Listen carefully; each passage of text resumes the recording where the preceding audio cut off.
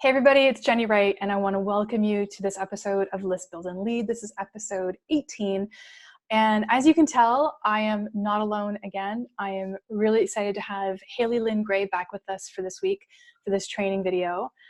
Haley was on with us last week, and we were talking about organic versus paid traffic. So if you missed that one and you don't know who Lynn is, Lynn actually is the founder of Leadership Girl. That's one of her businesses, and also the creator of Women's Entrepreneur Network, which is a Facebook group that I'm part of with over 63,000 people in it. And it was exclusively just for women at one point. Now we've got some guys in there, some choice guys who are rocking it as well. But basically, the whole notion of this is that women and entrepreneurs in general can harness their unique power and skills to become really effective leaders, mostly obviously in like their brick and mortar businesses, their digital businesses, everywhere, which I think is great. So thanks, Haley, for coming back on. So glad you're here. Glad to be here. This is a lot of fun. Yeah, isn't it? Oh my God. Every time Haley and I talk, we spend a lot of time chit-chatting, but we always have these great conversations about business over the time that we've known each other. And Haley and I did a summit back in March 2018. So we started working together back in 2017. In between that time and now, we've had loads of conversations talking about business and ways to elevate our businesses and things that we can do, trying to share information, because something that Haley realizes, something I realize, is that we can't do this journey alone. It's impossible. Yeah. It's really lonely being an entrepreneur, and you really do have to rely on your community. So I'm grateful to have people like you and other people that I focus on and I work with to elevate the things that I do all the time. So today we're actually going to be talking about a little bit of the mindset and the experiences that you've gone through with list building. And we can talk about your summit back in 2018. We can talk about what you've done with list building since and what that's like. But I really want to dive into just the mindset of everything around that. So my first question is going to be, what's the biggest struggle that you've experienced when it's come to list building, and how did you overcome it? So I think for me, initially, I've done pretty much everything wrong, and everything you say not to do right out of that. I Tell me more, please. Building my business. And the first thing I did was I started doing Facebook ads right out of the chute, paying somebody way too much money to get people to opt into this freebie thing for this idea of who I had, of who my paying clients were going to be before I even had paying clients. Mm. And you can probably imagine how well that went. Really well. No. It went really well. Yeah. Perfectly well. Yeah, no. It was a spectacular waste of money. Yeah. Spectacular. Mm. One of the things I learned very quickly is that you have to test the market and find out where the people are in the market, and being really aware of what people respond to and what they don't. Mm-hmm. And trust me, they're not all that amused or impressed by the fact that I have a Duke MBA, go figure. So I learned a lot of lessons there about being humble and staying true to myself, and really doing the market research and the market testing and really doing the analytics on the numbers. And it actually led me to blowing up my entire email list and starting over again, because I realized that a lot of the people I had on my list were not buying from me. So I was paying all this money in software and putting out all of this content that they didn't really care about. They were happy to hear from me, and my numbers were going up like gangbusters, but I wasn't seeing sales. Right. I was everybody's favorite person, but not always the bridesmaid, never the bride kind of thing, right? Absolutely. Yeah. And so that really stems from building an audience that isn't, they might be niched, but they're not niched in enough that they actually need what you want, right? So they're peripheral people. I call them peripherals. They're not at the point where they're hungry for the things that you would have to offer. They're simply aware, right? They just want to be in your, gravitational flow, but that's about it. Right. Right. So really interesting that you mentioned any money with you. No, absolutely not. And, we're the time of this recording, we are, it's been about 4 weeks since I culled my list, which means I pretty much halved my list. I took off everybody who was unresponsive, everybody who was not opening emails, and who hadn't opened emails for a very long time, mind you. And I culled my list. I literally halved it because we're all paying for this email marketing software, ActiveCampaign, Entreport, whatever it is.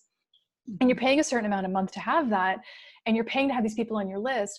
But if they're not listening to you and they don't want to be with you, they're not really they're not unsubscribing, but they're not really paying attention. Why the heck are you paying for them? And I know it feels scary to kind of go delete and remove people, but trust me, it's a lot more freeing, and it allows you to welcome more people in almost energetically, to go, okay, I don't need these people because they don't really want my stuff, and to actually invite more people in, which is great. Mm-hmm. What I want to ask you about is the experience with list building. So you and I did a summit together. Right. That launched in March of 2018. That was called the Alchemy of Successful Marketing, I believe. And what did you find with the results of that? And let's just be super honest about it. So my results were mixed, and that was because I didn't always listen to Jenny. I can directly attribute and put back, anything that didn't go well was because I didn't completely listen to Jenny. The things I did that I didn't listen to Jenny, and I can enumerate them, and she's going to look at me and go, oh, really? I had too many speakers. Yep. I had speakers who were not 100% match for my list. Yeah. And who, they were coaches, but they weren't necessarily somebody who was focusing on strictly marketing.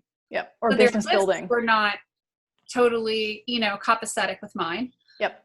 And then the topic was too broad. That's the other thing that you harp on, right? Yes.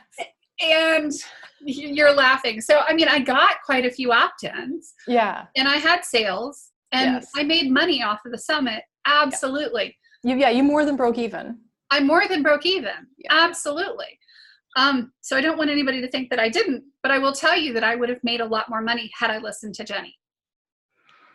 And I didn't hire her to say this. I swear. No. I swear I did not. And I didn't even know you were going to say that. I'm kind of, it's mixed emotions to hear you say that, because I'm happy that you're saying it, but at the same time, I'm a little bit sad, because what I find is that I harp on certain things, and I really try and encourage clients to do certain things because I know that they work. Yeah. But sometimes you get somebody, and I'm not saying this is you, but sometimes you get somebody's like, my coach said, or I took this program and so said. Well, I don't bring this up a whole lot, but sometimes I just want to say, listen, I've done 240 summits.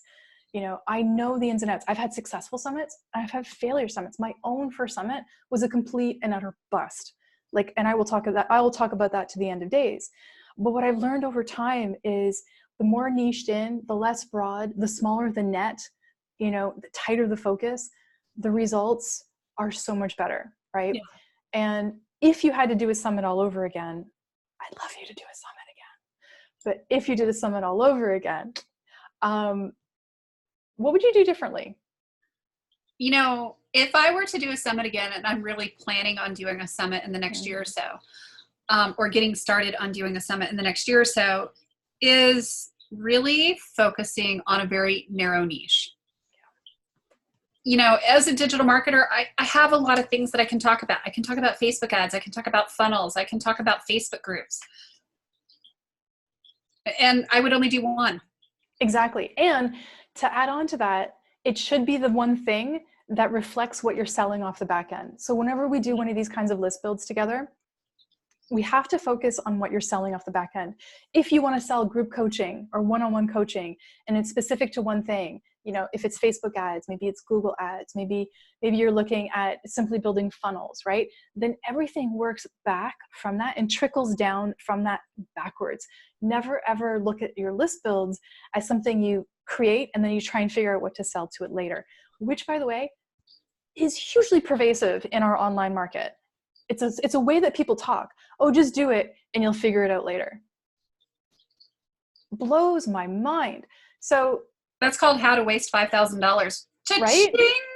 Yeah, exactly. Not to Cha-ching. mention your time, Oh, time, money, effort, all the things. energy, all of it. And All we of don't it. get more time back. No, no. Once it's gone, right? And when you're a busy business owner, which all of us are, we don't have unlimited supplies of time. Exactly. So in your perspective, because you've done this now, we did the summit, you've done a couple other things, like lots of other things in the meantime. In your opinion, when is the time that you would suggest people to actually do a list build in the career of being an online entrepreneur? Early, often, and regularly. Seriously, list building and business building and audience building is something that you start early in your business and you keep doing it. Unless you really don't want to scale your business and you only want to hit a certain plateau for this is how much money I'm making in my business, you keep doing it, because honestly, people are going to join your list and then they're going to leave your list. Mm-hmm. And people may be with you for a certain amount of time, but in order to keep that business flow going, whether you're doing it organically or whether you're doing it with paid traffic, however you're doing it, people are only going to probably follow you for a certain amount of time. And then you have to go out and find a new audience. And exactly. Honestly, you've got to keep adding to that audience and being super specific about it. So what would you say are things that you use to overcome sort of the experience of your first summit, right? Which was mixed. And like, what would be sort of the ways that you overcame that experience, or how you felt so that you could feel like you could move on? Like, I want to kind of pull some tips out of you for people who are listening or watching that, mm-hmm. like, how do you overcome that, the objections that would come up as a natural result of your first list build? So for me, I usually take things that don't work quite as well as, that's interesting. And I'm one of those people who's, always trying to like fidget with things and figure out and do with them until I figure out, that magic Rubik's Cube combination that gets me back to all my squares are lined up again. So I'm one of those people who takes anything with any hint of failure as, this is just a challenge to do it bigger, better, badder next time. I love budget that. The time to do the marketing, to do the ads, to do all the things that I know that are so important with a summit, and really make sure that all flows together and locks together super tight. And that is exactly a lot of the stuff that we're talking about in the Level Up List Build Challenge. So that's actually a challenge that I've created. And Haley's been instrumental in, giving me a lot of insight as to what could be topics in that 5-day challenge. We've had conversations about this. So you're going to see some of the stuff that we've actually talked about today is going to be reflected in this 5-day challenge. Because I've spoken to Haley, I've spoken to other previous clients, I've spoken to probably about a dozen other people who've done list building or haven't done it yet, but want to, but have fears. And this whole challenge that I've created is to help you overcome the fears and challenges that you've experienced if you've list built before, or if you've never list built ever and you're worried about it. So yeah, right. So this is an important thing. I think this is something that people really actually need, because it's a topic that keeps coming up every time I talk to potential clients. So it's called the Level Up List Build Challenge. It's launching on December 9th, and you guys can already start registering for it right now. I know at the time of this recording and everything, it's still a couple of weeks out and everything, but trust me, you'll want to get a spot early and get in there and get in the Facebook group. So if you go to leveluplistbuildchallenge.com, and there'll be a link below this video, you can sign up for it now and get registered, which I would highly recommend. Absolutely. Okay, so I think, let me see. I had another question for you today. And oh yeah, if you had simply just like 2 really strong tips that you would do to level up your next list build, what would they be? So 2 things that I would do on the next summit, if I were to do a summit, because I'll talk about summits as, that is one of the better ways to do list builds, honestly. That and challenges. I mean, Those are kind of the 2 big things, right? Yep. drawing in other really top experts. So find people that you're almost scared to approach and go after them anyway. Mm-hmm. Because you may be amazed that they will actually speak on, on your summit, Mm-hmm. and be willing to talk to you.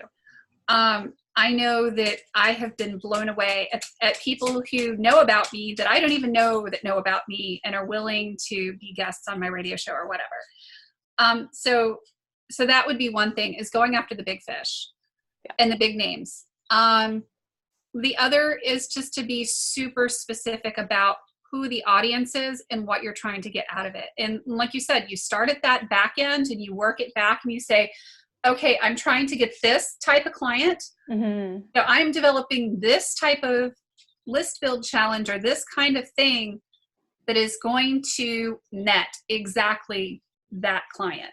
Mm-hmm. And don't leave it up to chance. know? Oh my God. That's why we work on, if we're doing a challenge together or we're doing a summit together, that's why I work so far out. Like a summit, I will work with a client for 4 months before that thing even launches. Because if you do all the pre-work, it makes so much more sense. You can actually eliminate a lot of the issues that can come up. And the same for a challenge. I mean, some people can throw a challenge together in 2 weeks. God bless them.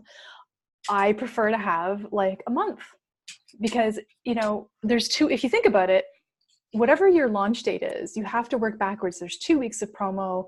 If you have experts, you got to give your experts information. So now you're 3 weeks out from launch, et cetera, et cetera, et cetera. Like if you do a work back calendar for these things, you need the time, right? And if you want to elevate your business, if you want to level up your list building, one of the things we're going to talk about in the challenge is not doing things by the seat of your pants, right? So getting away from doing things by the seat of your pants, because if you want to level up your business, you're not doing that. You're creating a content plan, like a content management calendar. You're creating a promo calendar.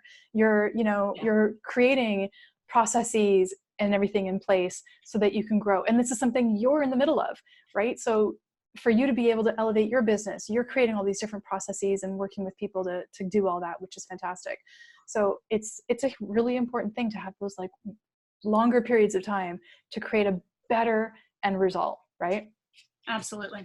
Well, and the other thing too is that if you're partnering with people with larger lists, who have a larger audience, who have a little bit more star power, I know I plan several months out. I have people who come to me and they're like, oh, can you do something next week? And I'm like, I'm sorry, I can't. That spot's already taken. Exactly. And it has been for months. So we have to plan 3, 4, 6, 8 months or more out. Yeah. And the longer I'm in business, the further out it gets. Exactly. So the longer you're in business, the further out the planning goes. In the beginning, you can start with a planning calendar that's like a month or 2 in advance, and that's okay. Eventually, you'll get to planning by quarters, right? Mm-hmm. So first quarter, second, third, and fourth quarter for the year. And then at some point, you're going to get to the point where you're planning 6 months in advance. And if you're really big, you'll be planning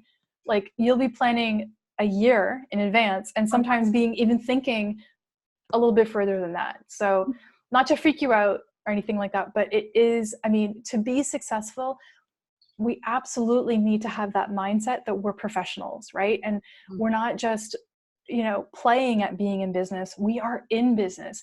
These are the businesses that sustain our families. These are the businesses that allow us to spend more time with our significant others, or go on vacation, or buy that thing that you want, right? So Haley, this has been awesome. I'm so thankful that you've been here, and thanks for being such a great support for me in terms of being able to share what I'm doing. And I'm so glad that we've had the friendship that we've had past working together, staying in touch and everything. And I want you to tell everybody how they can connect with you as well. So they can obviously find me in my Facebook group, the Women's Entrepreneur Network. They can find me on my website, leadershipgirl.com. Or they can find me on my other website, which is fiercelymarketing.com. So Leadership Girl is kind of my passion and where I play and educate and edify people. Fiercely Marketing is where we're like down and nitty gritty and actually selling stuff to people. Yeah, and get into business. Got it. Exactly. Perfect. All right. So if you haven't already, go check out Level Up leveluplistbuildchallenge.com. Go check that out. I'd love for you to be on that challenge with me. I know Haley's going to be in there for sure. I'm going to make sure she's part of it. And hopefully you'll join us there too. So thanks guys for being here for this episode. Really appreciate it. And thank you, Haley, for taking the time.